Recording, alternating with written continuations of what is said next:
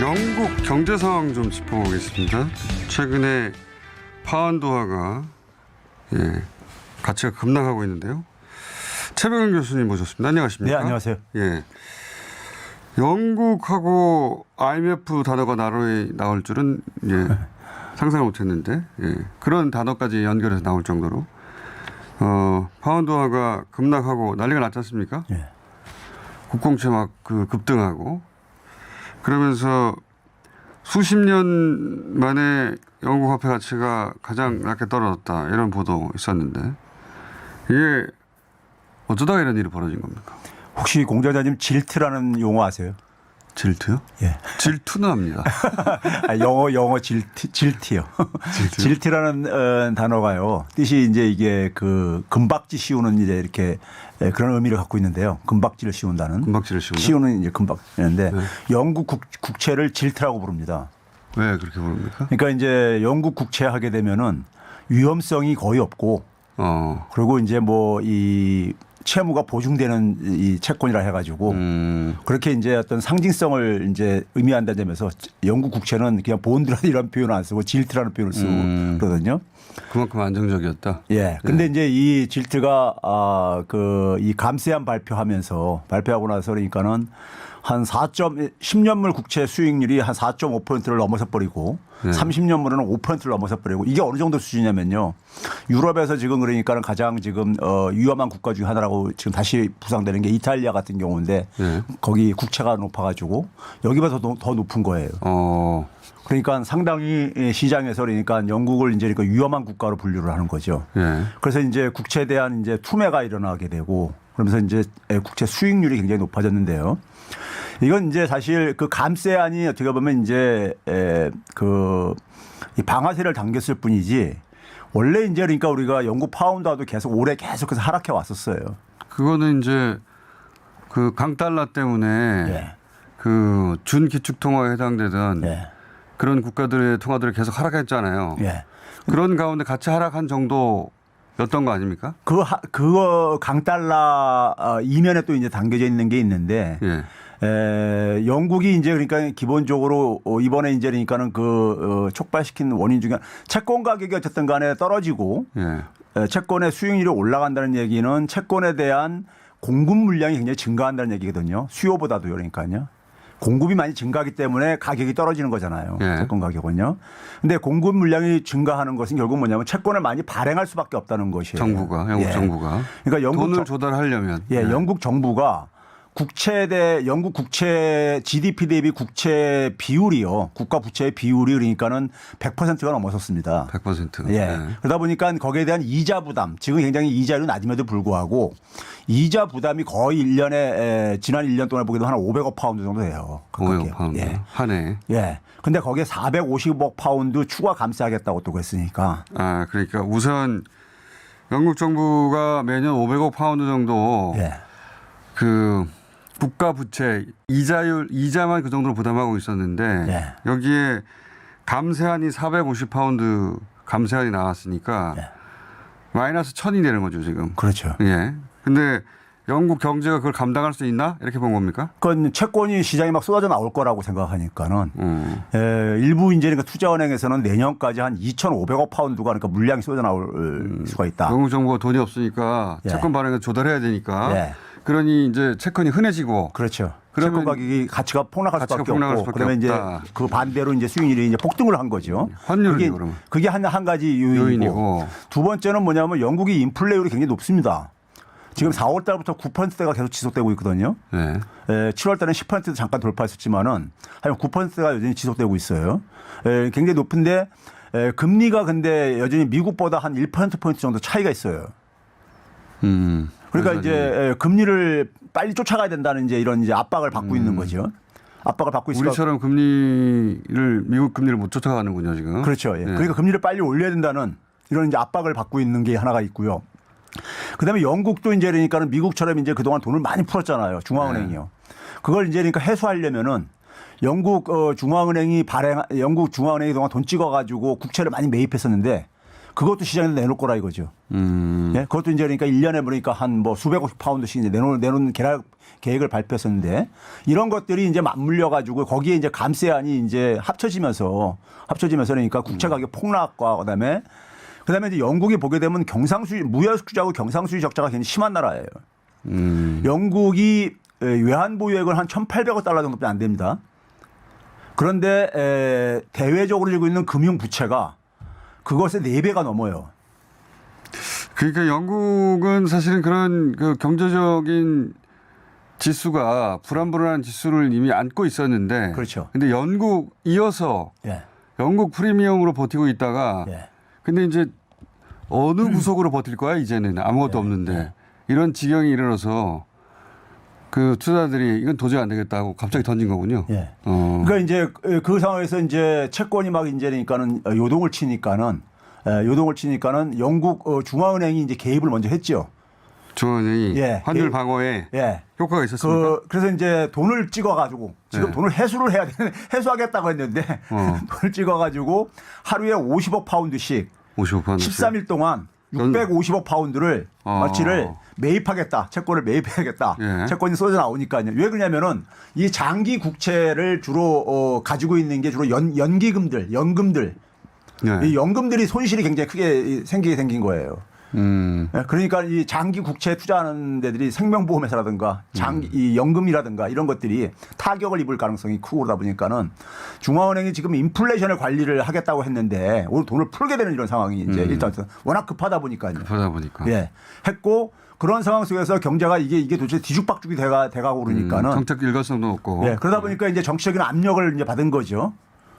리즈 트러스 이제 정부가 받아가지고 신임 총리가 간밤에 그래가지고 그 감세안 중에서 소득세 전체를 처리한 게 아니라 소득세 부분만 소득세 상위 구간이 최고 세율이 45%였던 걸 40%로 인하하겠다 했었어요. 그러니까 그게 엄청난 발표는 아니에요 보면. 그렇죠. 그게 한 20억 파운드 정도 그 축소하는 효과가 있습니다. 450억 중에 20억이니까 흉내만 낸 거 아니에요 지금. 그럼에도 불구하고 이제 그게 됐던 건 뭐냐면은 부자한테 이 시국에 그게 무슨 효과가 있다고 그게 경기 부양하고 그걸 감세를 해주냐 이렇게 이제 공격받으면서 지지율이 막 폭락하고 그러다 보니까는 최고 세율 구간 조정 아닙니까 이게 그냥. 그렇죠. 그거를 이제 철회를 한 거예요. 인하하겠다는 것을요. 근데 그 이전에 법인세라든가 우리로 치면은 재벌 감세, 종부세 인하 이런 정책 이제 명칭은 다르지만 내용은 똑같아요 거의. 우리가 했던 재벌 감세나 또는 종부세 인하와 똑같은 그런 계획은 그대로 유지하는 거잖아요. 그렇죠. 그래서 이게 지금 단기적인 효과로 이게 끝일 거라는 이런 전망도 많이 가는 거고요. 하도 이제 시장 요동. 영국이 보게 되면은 그 법인세와 관련해서 낙수 효과가 실패하는 전형적인 사례예요. 영국이 그러니까는 우리는 실패 안 했습니까? 미국도 그렇죠. 미국도 뭐 바이든 행정부가 그랬다 하지만은 우리도 실패하고 있잖아요 지금. 영국이 아주 그냥 극심한 게 80대 초까지만 하더라도 법인세율이 한 52%였었어요. 그리고 금융위기 전까지 한 30%였던 거를 쫙 내서 19%까지. 그러니까 주요 국가 중에서 가장 낮아요. 법인세가. 근데 이걸 25%로 올리겠다고 했는데 이게 워낙 이제 정부 부채도 심해지고 그러니까는 근데 이걸 철회를 한 거예요. 철회를 하고. 철회할 수밖에 없을 거예요. 근데 이제 그 결과로 금융위기 때 이후부터 해서 작년까지 성장률이 거의 정체 상황에 빠집니다. 영국이요. 연평균 0.9%에 불과할 정도로 달러 기준으로 0.5%에 불과할 정도로 거의 정체 상황에 빠져요. 그래서 그 경기 부양 효과도 별로 못 봤던 거죠. 거기다가 이제 주택 이제 취득세 우리들로 하면 취득세 등록세 같은 경우 이걸 이제 그러니까 또 깎아주고 이제 구간을 높여가지고 우리랑 비슷하죠. 그러니까요. 거의 내용이 비슷해요. 예. 근데 여기 이제 소득세라도 이제 하도 이제 반대에 가니까 소득세라도 이제 인하하는 걸 철회하는 이런 지금 제스처를 취하고 있는 거죠. 그 윤석열 정부 초기에 감세안을 보고 베낀 건지 거의 똑같아요.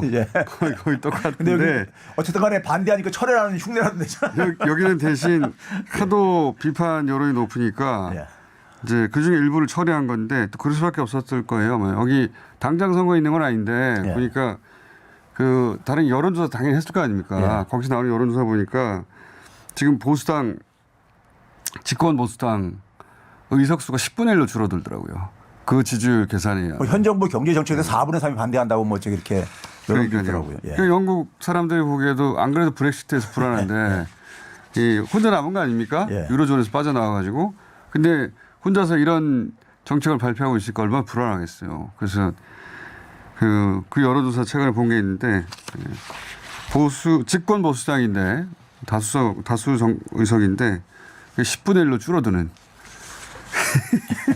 그러니까 이런 일단 제스처를 취했겠죠. 근데 이게 이제 일시적이라고 보시는 거죠. 그렇죠. 왜냐하면 전체 방향성은 그대로 감세로 가고 있으니까. 네. 그리고 이제 근본적인 문제가 해결이 안 되고 있으니까요. 자, 영국은 대충 이해했는데 한국하고 비교하면 어때요? 우리 상황은 영국과 비교하면 어떤 점에서 낫고 어떤 점에서 더 나쁩니까?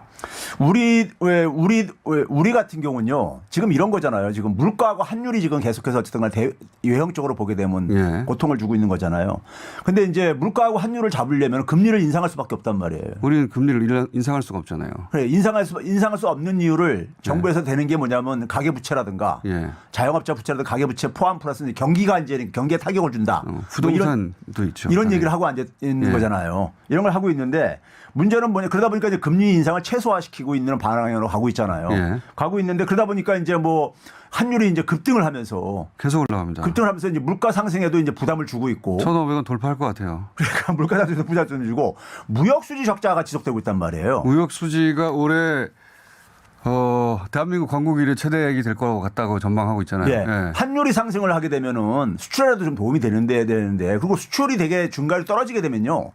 수입도 과거에는 같이 떨어졌어요. 근데 지금 수입 증가율이 안 떨어지면서 수출만 떨어지니까는 무역 적자가 지속되는 거란 말이에요. 네.